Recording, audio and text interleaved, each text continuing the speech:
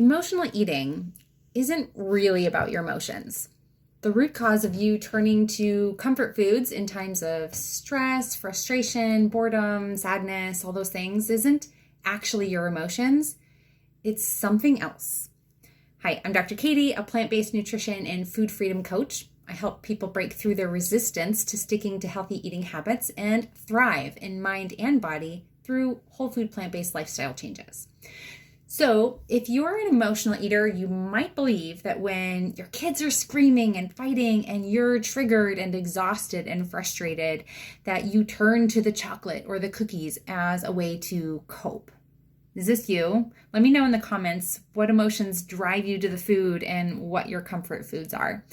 Right? So you turn to the food to cope, and I'm willing to bet it's never broccoli and lentils, is it? Right? It's sugary, fatty, salty, highly palatable comfort food that we know isn't good for our physical body and doesn't really align with our health goals.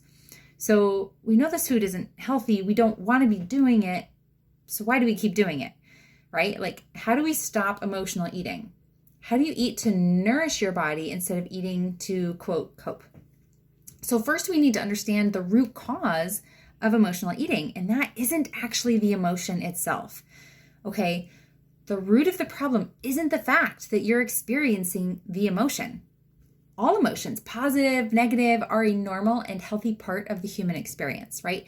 Think about it. Like, if you never experienced boredom or stress or frustration or sadness again, would you even still be human? Like, would that be realistic? No. So the solution is not to just never feel those emotions again if we want to stop emotional eating. The root of the problem isn't the emotion itself. It's your relationship with discomfort. It's the avoidance of the discomfort that the emotions create that's the problem. Again, think about it. What's the one thing that all of these negative emotions have in common? The anger, the disappointment, the hurt, the stress. What do they all have in common? It's that they make you feel uncomfortable. And discomfort is a sensation. It's not an emotion, okay?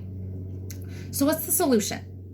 You need to redefine your relationship with the discomfort, to actually feel and deal with the emotion, to face it head on and process through it without running away from it. And when you're able to do that and actually cope with your emotions, actually deal with them effectively without resorting to food to escape, the symptom of emotional eating goes away. And the result is better emotional health and better physical health. I know it's easier said than done, but there are tools and strategies that I share to help make this process easier. And if you want to know more, send me a DM.